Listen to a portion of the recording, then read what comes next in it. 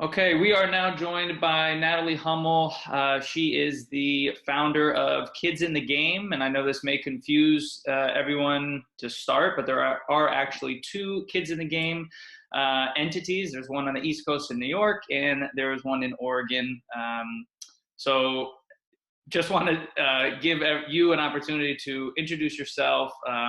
We're gonna, have some fun in the beginning here in terms of how many times we've been reached out to by parents or families or partners confused about why they're now talking to someone in New York or Oregon. But Natalie, welcome to the podcast. Thank you so much for joining us.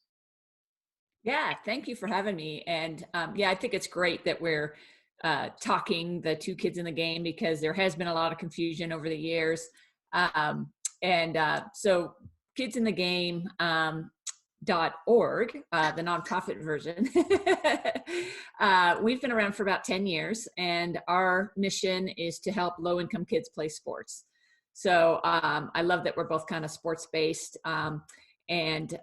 We really help kids, low-income kids, get access to after-school sports, both high school, middle school sports, as well as recreational sports. And our flagship program is the Pass, which provides up to $150 to cover the registration fees. And our Pass program right now is available in 7 states, so kind of in the Pacific Northwest. But we're actually rolling our program out nationally in response to the pandemic because youth sports has been really significantly impacted around the country. And there are, more and more families that are not going to be able to afford youth sports when the physical distancing gets relaxed. And so we are actively raising funds to be able to bring our program nationally. So we're excited about that. Yeah, and I appreciate that, yeah, we've certainly had some funny exchanges with people throughout the years about which kids in the game they were reaching out to.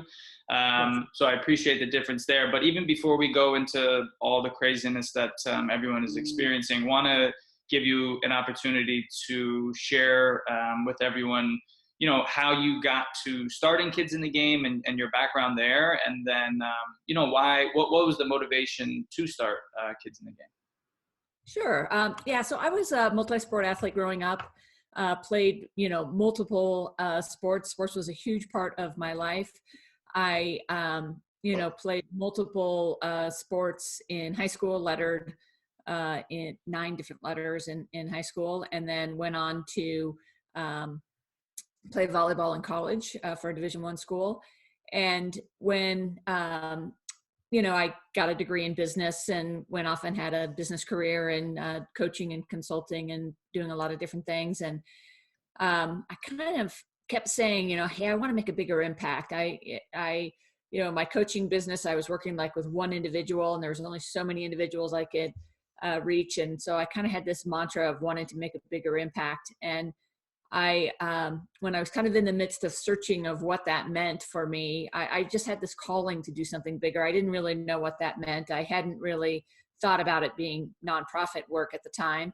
But I got introduced to a gentleman, John Ballantyne, who's one of the other founders, and he had this idea of doing something to help youth sports. And it just resonated with me in a very deep level, especially when I learned that 65% of kids were not playing sports, age 9 to 13. And that 70% of the kids that were playing sports dropped out by the time they were 13.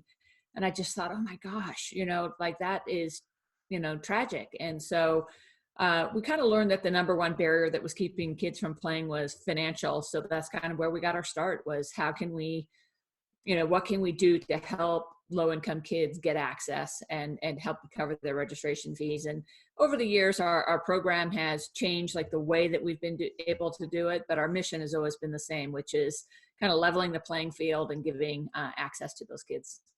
Yeah, I mean, it's super important for organizations like yours to exist, because we've just seen such a drastic change in youth sports, even from when I grew up. I mean, I'm 30 years old, so when I grew up, travel teams weren't as prevalent. I think they were just starting to really take off then, and it has changed so much, the landscape itself. And I think a lot of it is information that is shared with parents and where they think their kids should be, and the importance behind it. And really, and we can, we're going to dive into all this stuff later, but I think before 13, 14 years old, it's skill development and having fun.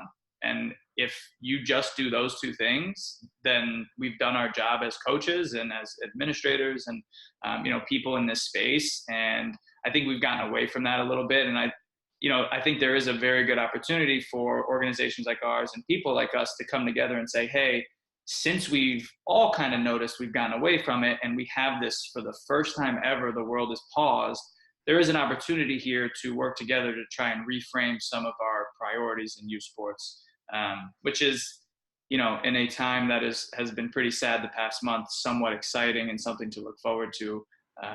So we're hanging our hats on that. But I appreciate your thoughts there. I wanted to pick your brain about how you've adjusted your programming over the past month or so to continue reaching your families and your kids, and what approach you've been taking there.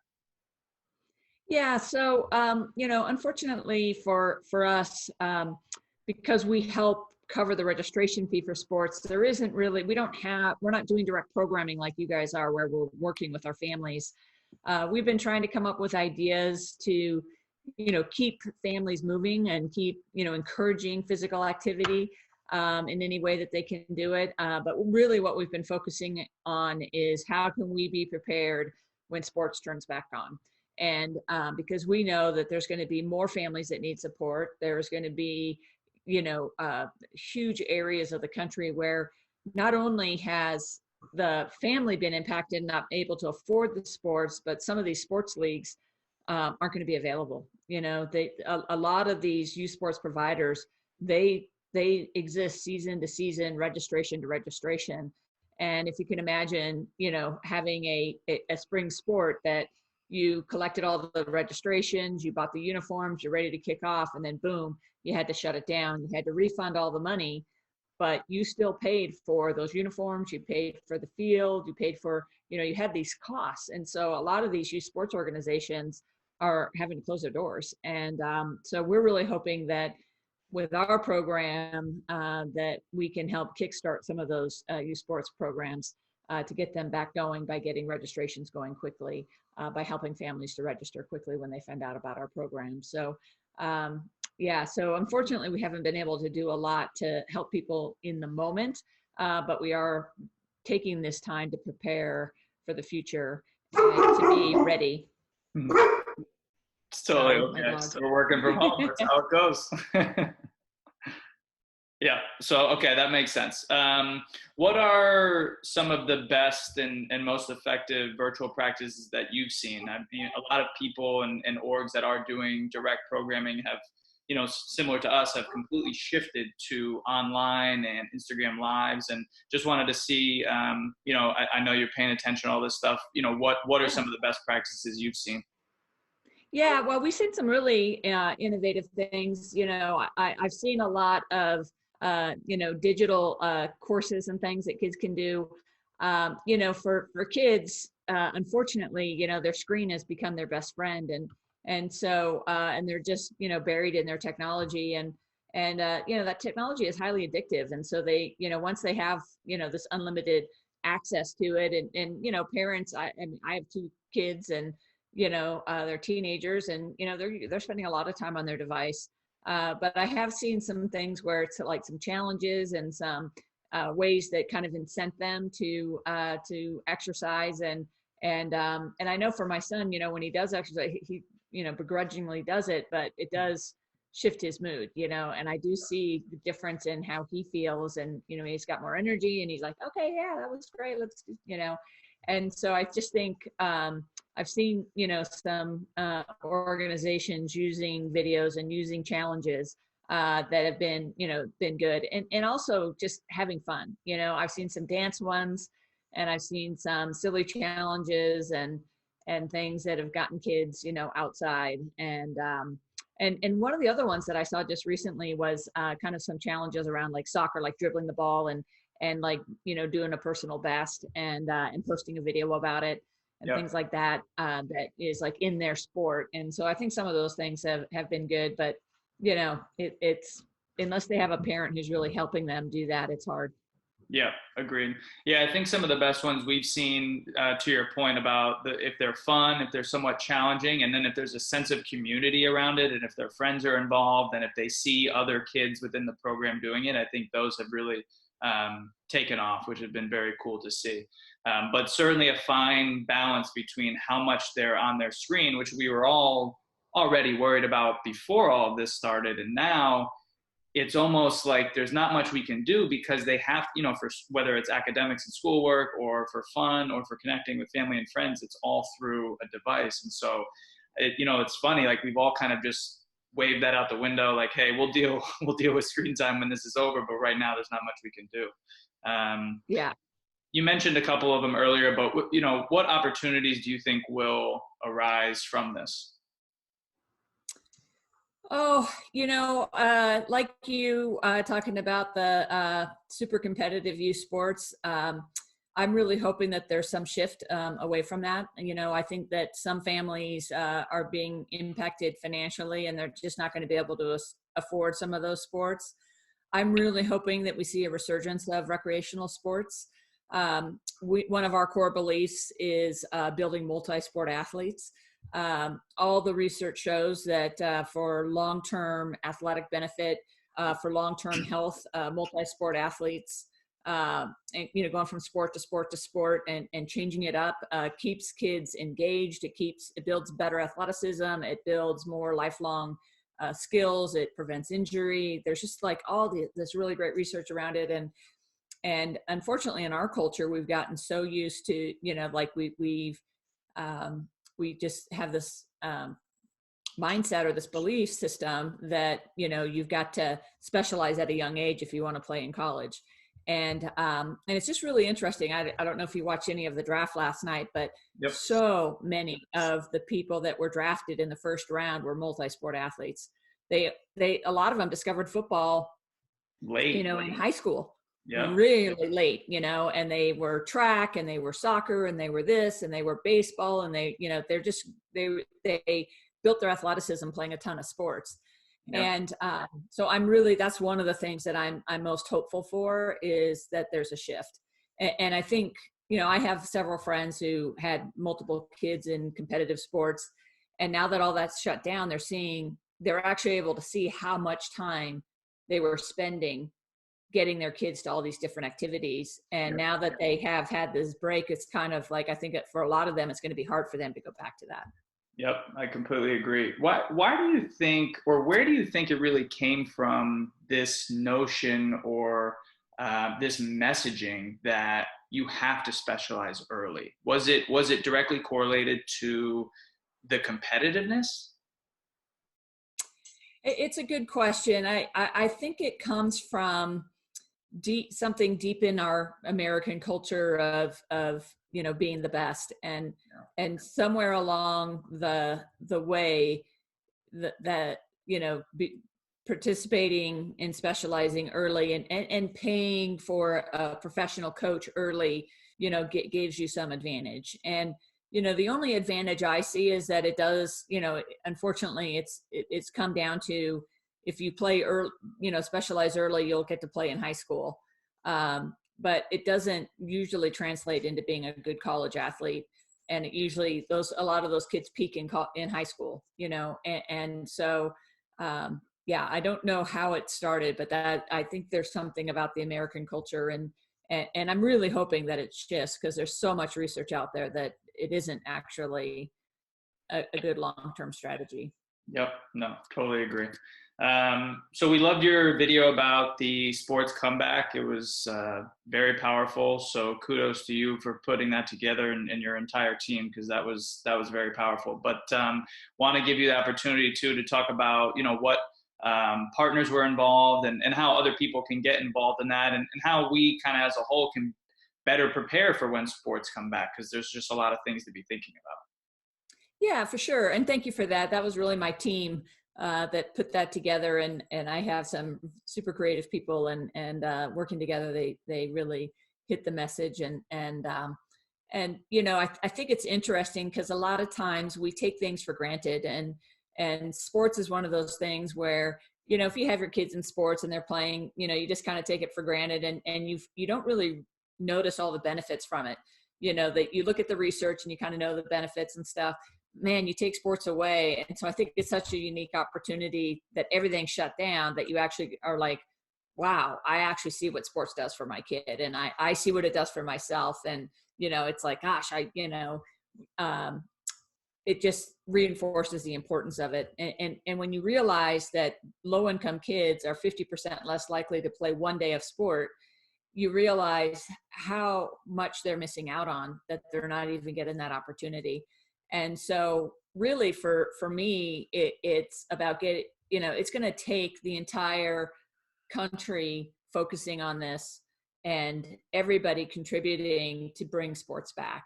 And like I said, there's a lot of small youth sports organizations that have had to shut their doors, and it's not going to be easy for them to come back. And especially if they were in a low income area, because they were barely hanging on as it was.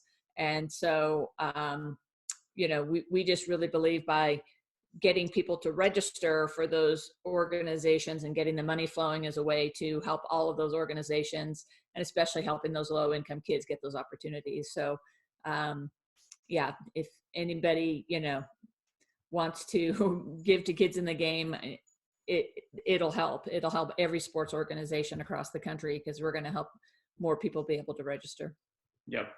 You mentioned the importance of, our entire space and community coming together to help, when we do reopen. And I fully understand that this is a loaded question and no one really has the answer, but when do you think is a realistic game plan and time frame for youth sports to come back? Boy, I wish I had a crystal ball and could tell you. We were kind of counting on fall sports coming back, but I just, it's really hard to say, because they're saying now that with the flu and with COVID, that they're seeing that things can, slow down over the summer, but there could be a resurgence back in the fall. So, I don't know if fall sports will exist, and it's probably like everything else, right? We need a vaccine and we need treatments and things like that. But there's good news out there. Like if you look at South Korea, they brought youth sports back, very early, and they do have their kids, playing again, so I think it is possible, but I don't have the answers on that one for sure. Yeah. I mean, obviously a extremely complicated issue. And I think what we're hoping for is, we run summer camps as well. And that's kind of our next domino. And that's what we're really hoping, that even if it's a lesser version, or, enrollment is a little less than it normally is, but we can provide some sort of outlet, because I think even more than the kids, the parents are going to be dying to get their kids out at programming over the summer. Especially if we go through this entire spring and there's really no outlet for them. What does that look like? Is it small games? Is it, 3-on-3 basketball or 7-on-7 football instead of those large numbers that we usually see? Do you stagger times and different in New York City, it's a little different, but do you have things in different fields? Like what creative ways can we do? That's what we're thinking about. But again, we're still waiting on the government and, the American Camp Association and the CDC and all these, the higher powers, to help us. And I think in the youth sports field, like we look to pro sports and we're going to do what they do. There's certainly no world that we live in that youth sports is going to lead the charge back before, the NBA or the NFL or anything like that. Yeah. So I want to dig into, we've touched on it, but, a couple ways, specific ways that, the youth sports collective can prepare for when we come back, and what that may look like. And maybe that's less pay for play and it's more in school leagues or more recreational leagues, especially below the age of 13. What are your thoughts on that, and maybe even like specific groups or orgs, and how we can all work together on that? Yeah, I really do. I do think that the the travel ball and the super competitive leagues and stuff will take longer to come back, which I think really is a good thing. And I think getting kids, back just playing and having fun and will come first. And so some of those smaller leagues and formats and yeah, so that's kind of what I see happening. I don't think it'll start with the really expensive competitive travel teams, because I don't think people are going to want to be traveling, leaving their hometown and having their kids exposed, to that wide of a circle and things. So I can see recreational sports really playing a role in getting things going again. Yeah, and school-based sports and just like basic physical activity is, because these kids are going to be out of shape. I mean, there's just no two ways about it. Even these kids that were super athletes and doing all kinds of stuff are, I'm sure, I can think of all the kids that I've coached soccer, none of them are out there running and, staying in shape. There's a couple like our neighbor across the street, she runs track and, I see her out there, running and staying in shape, but there's a lot more kids that aren't doing that. Yeah, for sure. No, for sure. Do you think, because especially in youth sports, we're usually a little bit behind the curve on some technology aspects, and there's a lot of groups out there that are doing a really good job with video and their digital presence. But do you think this will finally push most, if not all, youth sports and youth orgs into that video world, and at least having an option for kids moving forward? Or do you think, and I'll frame it this way too, so that like part one there, or do you think we double down on in-person programming after this? It's a good question. I don't really know. I mean, I know there's a ton of real, like I said before, little tiny small youth sport providers that are, I mean, they don't even have a website and they don't even have electronic registration, right? They do in-person registration. People show up, they have a day at a park and people show up and they write checks, and they can't even some of them are just starting to take credit cards, so, I don't see them offering, anything video, or, they just can't afford it. And they're very, grassroots. So I'm hoping actually that there's more of the grassroots in-person organic sports that come back first, and small group. And I think there's ways that you could do it even with social distancing that could be fun for kids. You could imagine soccer, for example, having a soccer ball. You're not allowed to touch it with your hands. You kick it with your feet, and it's like, they're 6 feet apart and they're, just doing some drills. And, that I think there could be ways. It wouldn't be traditional soccer, but you could figure out ways to get them out and get them going and running that would maintain, the physical distancing that they need. And so, I think there's creative ways that we could do some of this. Yeah, for sure.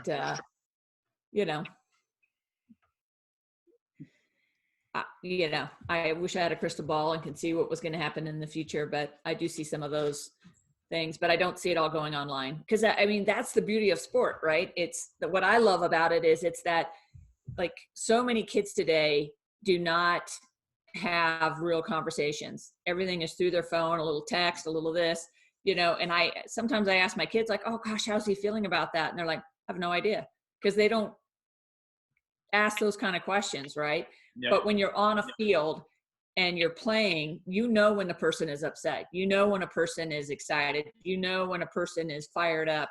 Yep. Like, they get to experience all that being in person on a field. And that's the beauty of sport. It's like they're communicating, even though, they're really communicating, even though they may not be using words.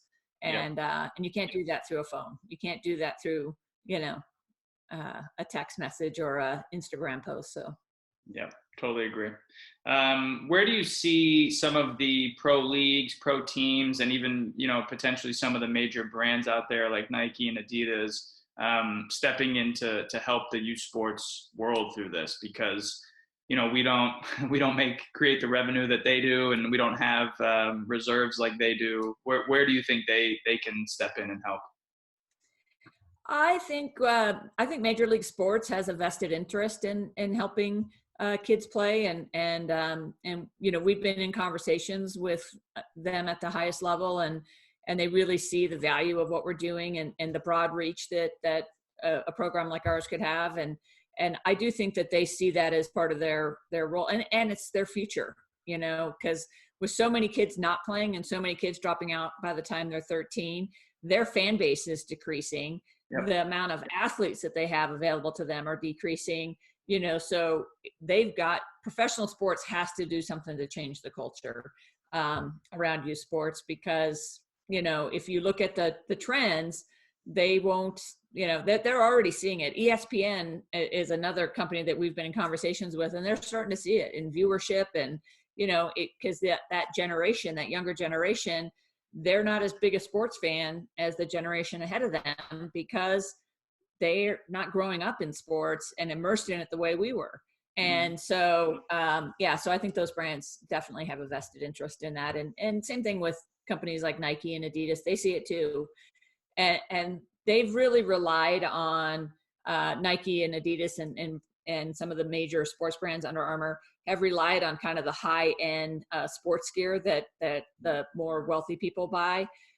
And, but they're seeing a huge dip in that now, and they're really see, a big dip in that. And so they're starting for the first time to actually be impacted by the fact that not as many kids are playing sports.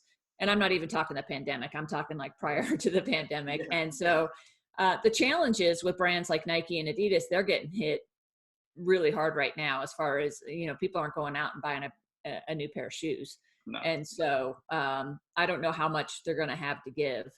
Yeah. And they've also, like, Nike's given millions of dollars to COVID relief. So,